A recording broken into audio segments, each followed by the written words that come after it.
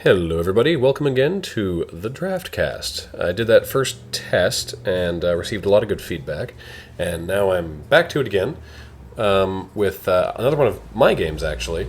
I've now worked out the system for how you can submit yours, and I will be doing that, but thought I would show you one of my games that I ended up not recording because frankly it was late and I didn't think it would go anywhere, and it ended up going somewhere, so... once again, I'm using the old client because it's got the better interface for doing the replays, and I can actually do the replays properly. Wouldn't be my first choice, but here we are. All right, so let us begin. This is a M14 and M14 8-4, and this is game one of round one. So you see that I get to choose to go first, and... it's showing my hand, which I didn't know that it would do, but that's neat. I think because my opponent duressed me? Why is my hand there? Oh, no, I get to see my own hand. Great. Didn't know that I could do that on my own replays. That'll actually make this a lot better. So I'm at the top, which is a little weird, so I guess I'll put my hand up here. So unfortunately, of course, you don't see the draft portion, but I'm running a green-black deck.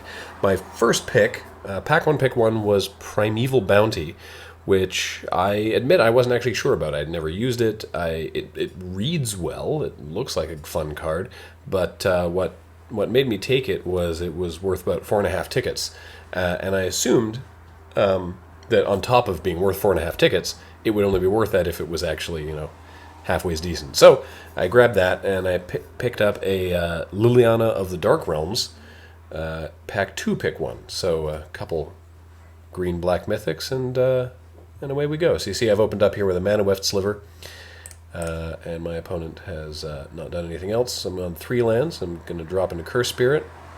My opponent still isn't doing anything, and he's dropping an Academy Raiders.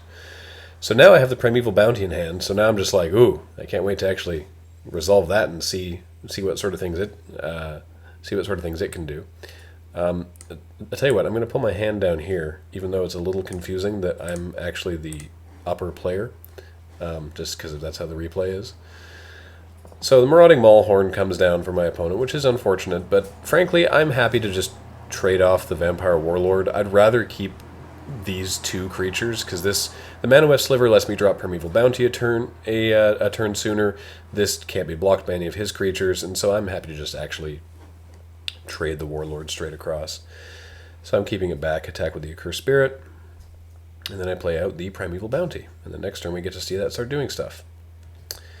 However, on his turn, in comes Shiv's Embrace. So he's now made his Marauding Maulhorn a flyer, so I can no longer just happily trade my Vampire Warlord across with it, and it's a 7/5 with the possibility of being an 8/5 thanks to Fire Breathing. So it just comes right in, and indeed it is an 8/5, and he smashes me down to 10 and cycles again. So right there, play a land, gain 3 life, bing, off the Primeval Bounty.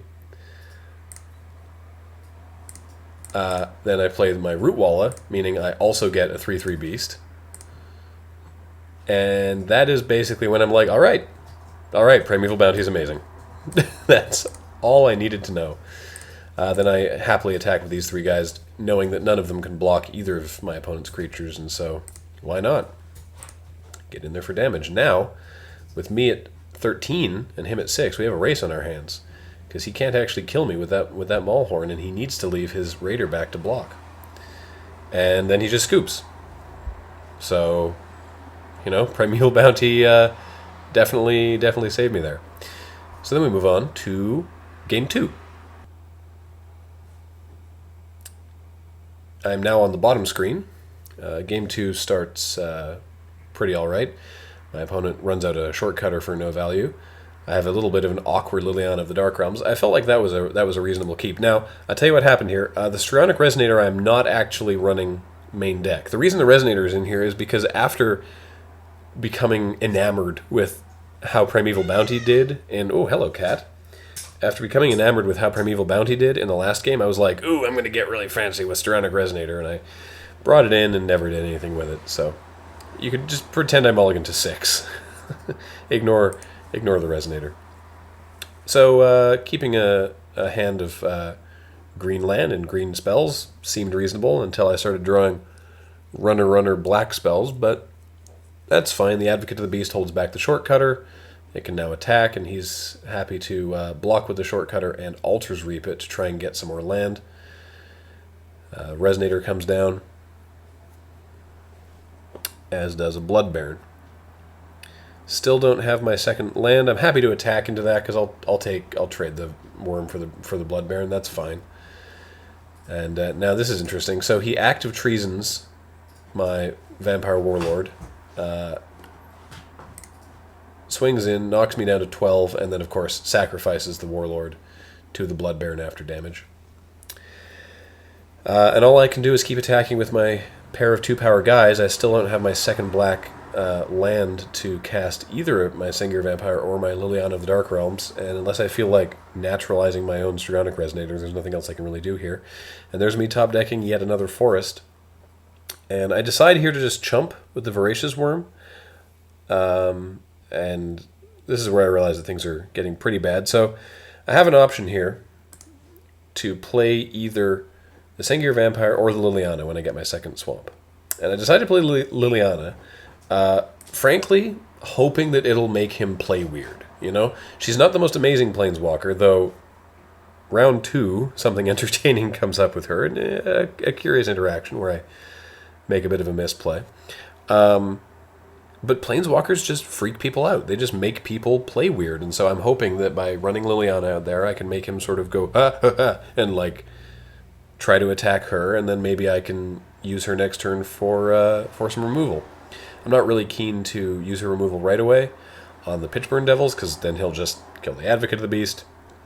I could have just blown her off to kill the Maulhorn, which, in retrospect, maybe was the right choice, but I don't know. Or, who knows, maybe playing the Sengir Vampire was the right choice.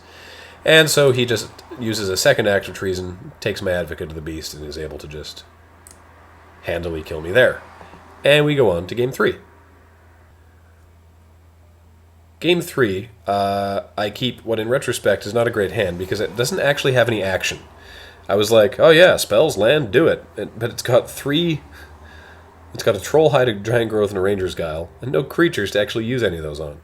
Luckily, I draw a Root Walla pretty quickly, and my opponent only has a Goblin Diplomats, which he immediately sacrifices to the Altars Reap to draw some more cards.